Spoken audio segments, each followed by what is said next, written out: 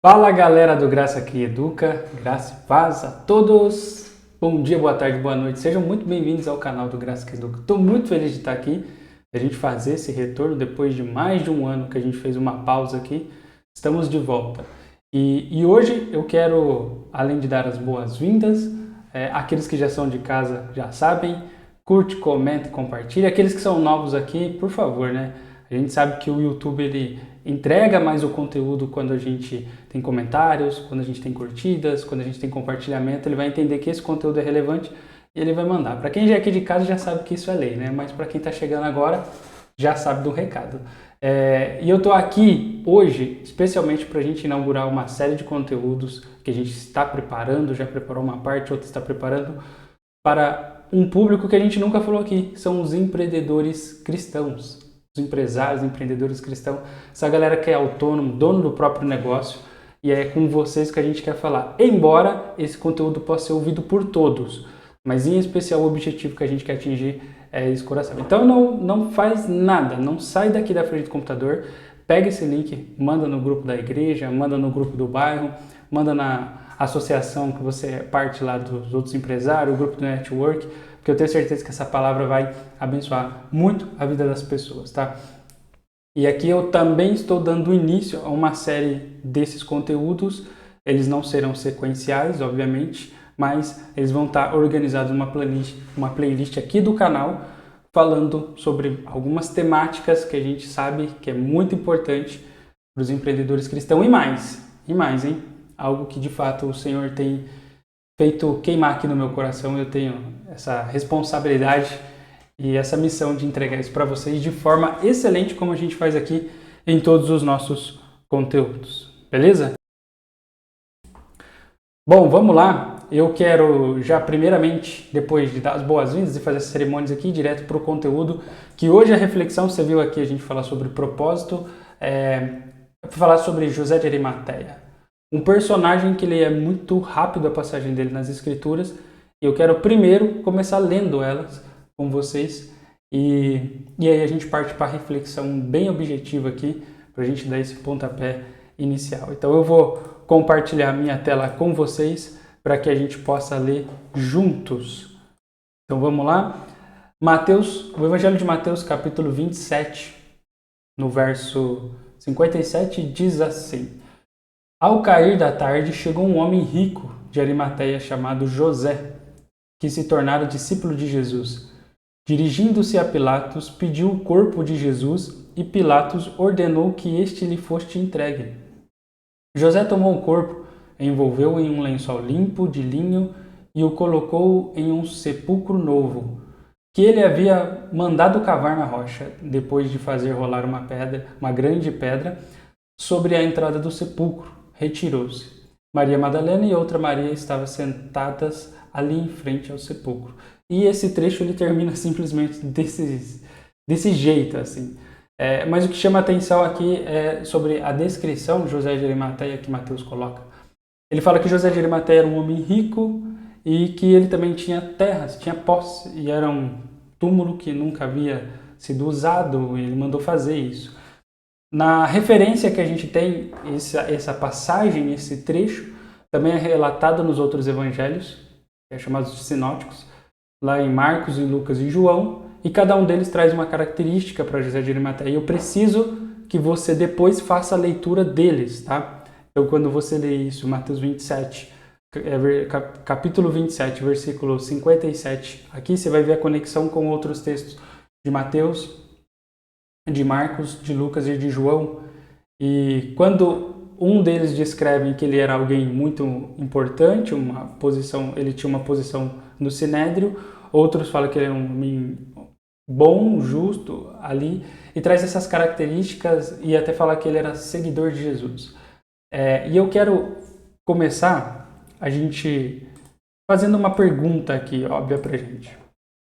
Primeiro, Hugo, por que você quer falar com empreendedores usando esse texto de José de Arimateia? José de Arimateia só é relatado sobre ele que ele era rico, que ele não era empreendedor. A Bíblia não traz isso. E aqui até fazendo uma pesquisa rápida sobre como as pessoas se tornavam ricas na época de Jesus, a gente tem pelo menos 4 aspectos. Primeiro, e esses 4 aspectos, antes de eu falar cada um deles, é importante a gente lembrar que são os mesmos aspectos que existem hoje em dia. Então eu só quero fazer uma correlação com a vida de José de Arimateia e o que ele fez com a nossa vida hoje e o que a gente pode fazer ou não fazer, tá? Então assim, 4 tipos de situações que as pessoas ficavam ricas naquela época e mesma coisa que hoje em dia, tá? Não muda nada. Uma delas é o que a gente pode chamar de questões familiares, que é propriamente quando a gente tem uma herança ou a gente se casa com alguém e acaba se tornando rico. Outra delas era para pessoas que tinham cargos públicos ou do governo. Então, na época, quando era o Império Romano, alguns judeus ainda serviam ali como coletores de impostos, o caso de Mateus, que a gente vê inclusive na série do The Chosen, mas essa era uma possibilidade também de você adquirir riqueza, trabalhando para poder ter riqueza. Era ter altos cargos dentro do governo ou até ter outros cargos públicos ali para a sociedade comum na época, né? E uma outra questão também que as pessoas poderiam se tornar um pouco mais ricas era quando elas tinham algumas posições elevadas dentro da cúpula religiosa, vamos colocar assim. Na posição religiosa muito elevada, ela acaba tendo benefícios e aí recebia ofertas e administrações e tudo mais, e ela tinha uma condição de vida melhor que a grande maioria naquela situação. Ambas as 3 opções que eu acabei de falar, todas elas eram minoria, nenhuma delas era a grande maioria, tinham essas oportunidades.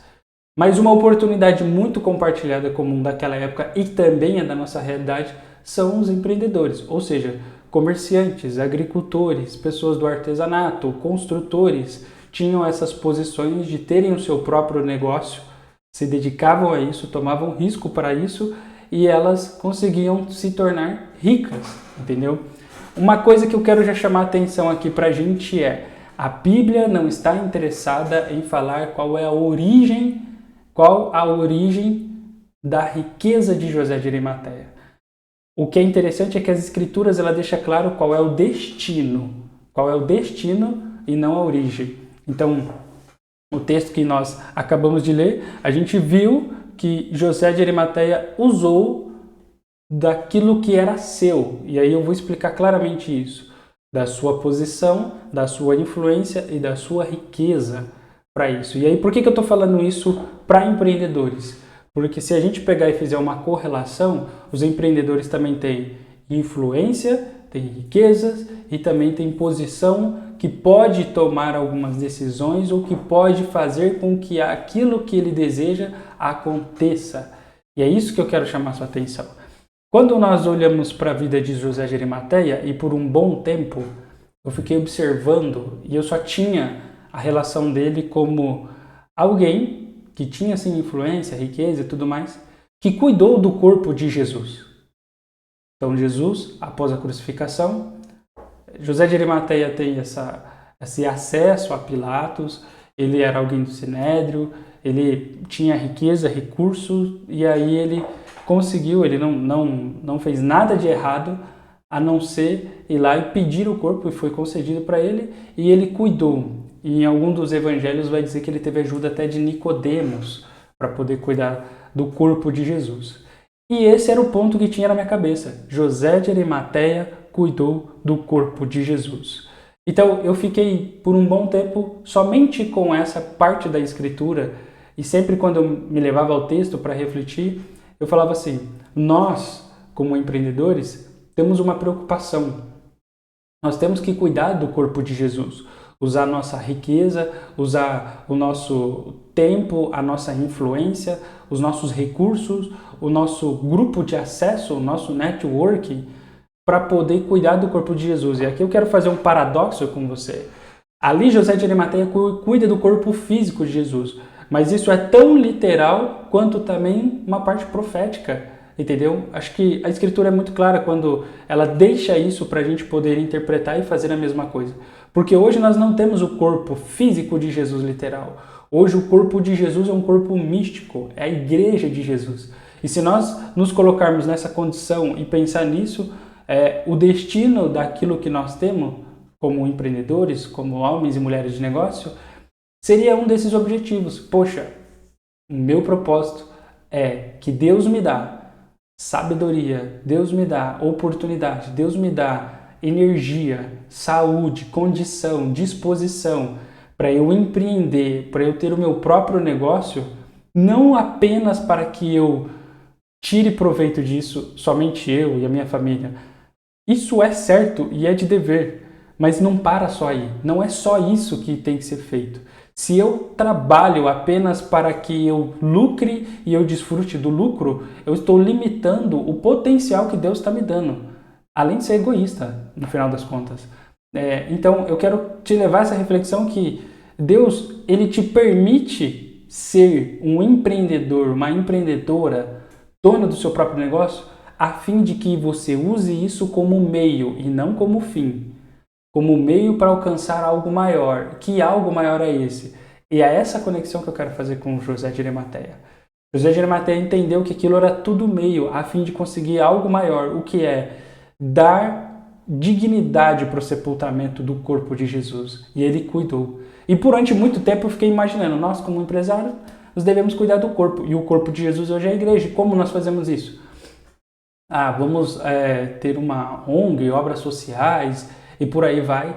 E aí, ultimamente, nesses últimos meses, o Espírito Santo me chamou a atenção para algo que, de fato, aprofundou a minha maneira de pensar e de ver e sentir esse texto. Que José de Arimateia, ele não só cuidou do corpo de Jesus. Porque quando eu penso em cuidar, eu levo a minha mente, e aí você pode ter a mesma percepção, uma percepção diferente, não tem problema, mas eu levo o raciocínio de que, nossa, José de Arimateia precisa cuidar das necessidades. Então eu, como um José de Arimateia nos dias de hoje, cuido do corpo. E quando eu falo de cuidar, eu estou me relacionando muito à necessidade. E aí eu vou me preocupar sim com pessoas que estão precisando de ajuda na sua escassez e por aí vai. Entendendo só na minha limitação de recurso. E aí o Espírito Santo durante esses dias me levou a uma reflexão que José de Arimateia não apenas cuidou do corpo. José de Arimateia preparou o corpo de Jesus para a sua próxima manifestação. Porque na sexta-feira, o Jesus morto, o Jesus que deu a sua vida, ele precisou existir. Era necessário que existisse um corpo de Jesus crucificado para depois, no domingo, haver um Jesus ressurreto. É isso que eu quero falar. Eu quero falar que como nós, empresários, devemos e precisamos cuidar do corpo de Jesus, mas não é só cuidar. Nós devemos preparar o corpo de Jesus para a próxima manifestação dele. E agora vem uma pergunta. Qual é, você, cristão, comigo aqui, vem comigo. Qual é a próxima manifestação de Jesus? É a volta dele, é a vinda do Filho do Homem de novo nessa terra, agora como rei, para governar e para julgar todas as nações. E o nosso papel agora de preparar, cuidar e preparar o corpo não se limita somente à necessidade. Agora, nós precisamos nos posicionar para usar, sim, a nossa influência, o nosso recurso, o nosso acesso para preparar o corpo de Jesus e não só cuidar das necessidades. E aí a pergunta é, como preparar o corpo de Jesus? Se a próxima manifestação dele é a vinda dele, eu tenho que dedicar todas essas coisas em função de ter o corpo maduro, preparado, a igreja madura, posicionada para a volta de Jesus. Então eu quero incentivar, e nessas outras palavras, mensagens, aulas, reflexões que eu vou trazer aqui, eu vou falar muito cada um dos aspectos que a gente pode fazer.